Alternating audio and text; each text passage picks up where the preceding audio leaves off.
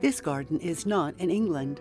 It's growing on limestone rock in Austin, Texas, where fog is rare and rain is either sparse or often destructive. It's grounded on memories that Jennifer and David Stocker brought with them when they left their childhood homes in northern England and eventually landed in Austin. The one thing that's really important in England is having your garden walled. It started many years ago, and every single house, almost every single house in England is walled. It doesn't matter whether they just have 6 feet between the house and the road, there will be a wall along the front of the house. In the Stockers' new home, architect Dick Clark didn't simply wall the whole garden over on a singular level. Instead, he dignified each space as a room of its own, connecting them through diverse portals.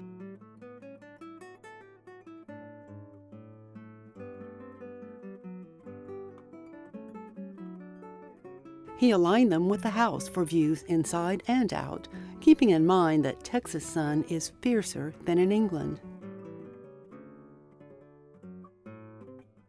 After construction, Jenny and David started with barren ground over thin soil. I knew we wanted a vegetable garden, a herb garden, flower gardens.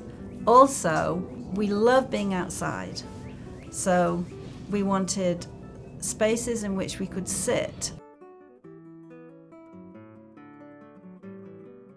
The walls made it possible to grow flowers and food. While walled gardens are part of our heritage, it was a must here, of course, to keep out pests, deer mostly. The Stockers' walls are not as high as some in historic English estates, intended to keep out people. They were growing all kinds of vegetables and fruits and some flowers for the house, but the people who lived around were very poor.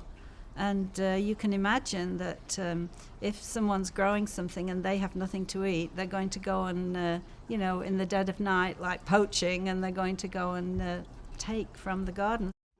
The Stockers left most of their property open to foraging wildlife to protect their livelihood.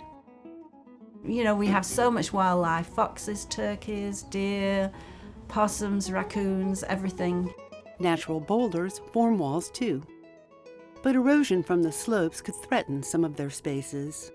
In one spot, David built a dry stack wall as a barrier, hauling 5 tons of rocks uphill.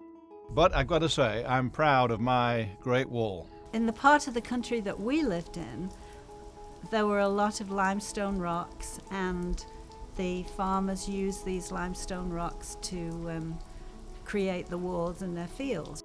And of course, coming to this part of Texas is just a dream. David moved a lot of boulders to frame their central sunken garden, another English design.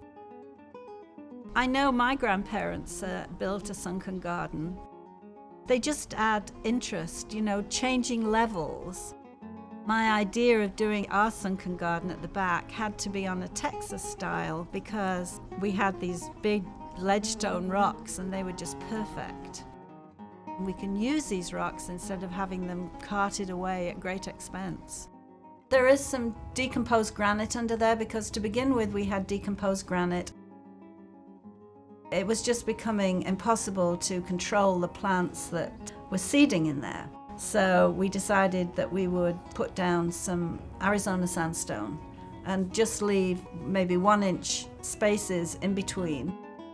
I'm just the controller. I go out there and I remove ones that I don't want, and then I leave the other ones that every year something, pops up, seeds, one dies, and then a new one takes its place. Jenny mingles native and non-native annuals and perennials, punctuating with southwestern succulents and cacti. To the left, walk down to the potager that adjoins the organic vegetable garden. Over the bedrock, they built composted raised beds.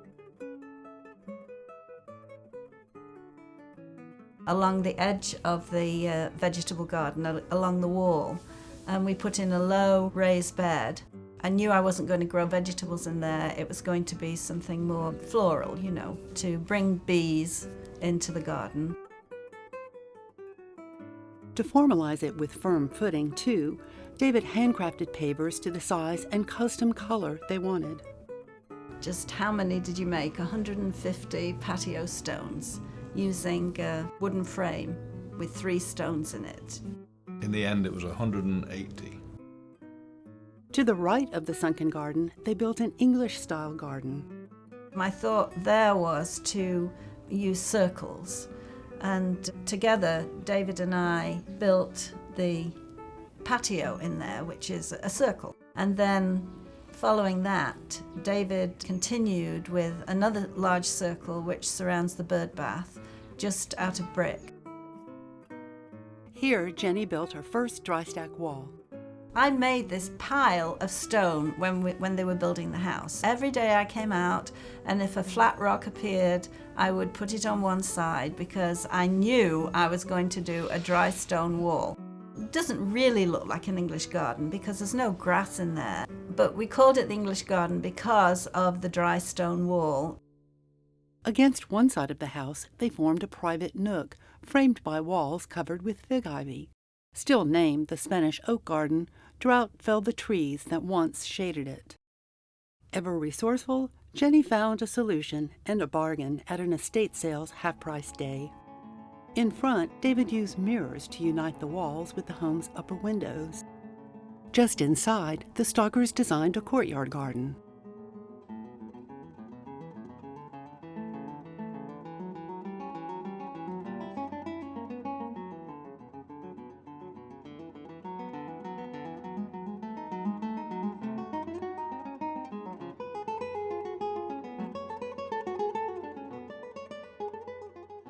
Its dry creek bed is more than a charming feature. With the walls that surround the house and the gardens, when we get very heavy rain, we have to be sure of getting the rainwater out. The dry creek continues outside. Jenny customizes her own containers with hypertufa, a mixture of peat, perlite, and Portland cement. One reminds her of English farmstone troughs, imitated by gardeners like her grandmother, who used the method on old sinks. And I must say, the novelty of the shapes that you can create using this technique is really quite surprising. What we really do need in our gardens are features. You have to have something to pull the eye. You can't just have plantings.